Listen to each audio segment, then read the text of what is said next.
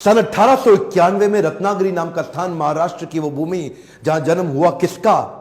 एक profound powerful दलित leader का, एक ऐसे शक्तिशाली पॉलिटिशियन, वुमेन इमेंसिपेटर, एक इकोनॉमिस्ट, एक प्रोलिफिक राइटर, एक थियोरिस्ट, एक ऐसे महान व्यक्ति जो कि बुद्धिज्म का रिवाइवलिस्ट भी था, ह्यूमन राइट प्रोफाउंडर और eminent scholar, razor sharp intelligence. नाम था इनका डॉक्टर भीमराव रामजी अंबेडकर। छोटी उम्र में ही ये रत्नागिरी से सत्तारा नाम के स्थान, महाराष्ट्र के अंदर जो पुणे के नजदीक है, वहां शिफ्ट हो गए। इनकी माता का देहांत हो गया था छोटी उम्र में। बचपन से ही बड़ी दिल को दहला देने वाली, दुखी कर देने वाली, एक बच्चे को आतंकित, पीड़ित कर देने वाली, तंग करने वाली, परेशान करने वाली कठिनाइयों के दौर से ये गुजरे।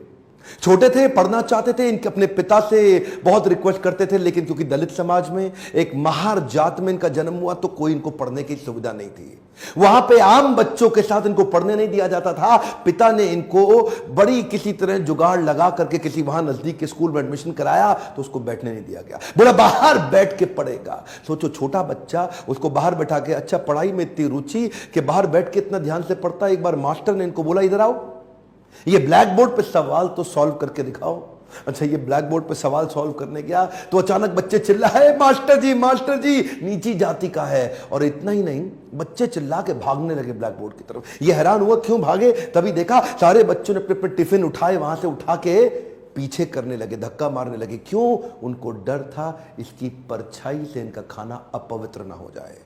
ऐसे कई छोटे धक्के इसको लगी। पानी एक बार कुएं से क्या पी लिया, इतनी मार पड़ी इसको, इतना फिजिक, एक छोटे बच्चे को सहनी पड़ी इतनी मार। एक बार रिक्शे वाले ने रिक्शा से उतार दिया, बोला तू नहीं बैठेगा रिक्शे में। क्यों? क्योंकि रिक्शे वाले को बीच में पता लगा कि ये नीची जाति का है, और उसके बाद उससे बोला तुझसे डबल पैसा लूंगा, और फिर रिक्शा भी अब तू चलाएगा। वो नीचे चलने लगा, रिक्शा भी। जानते हैं उस समय केवल छूने से नहीं, परछाई तक से दिक्कत थी इनकी। और परछाई तो छोड़िए, इनकी आवाज सुनने से भी लोग सोचते थे कि अपवित्र हो जाए। ये जो आवाज से अपवित्र, परछाई से अपवित्र, छूने से अपवित्र, ये दर्द जो उनको सहना पड़ा, ये दर्द इनकी जिंदगी में बहुत बड़ा रोल प्ले किया आगे चल के इनकी लीडरशिप को बिल्ड करने में।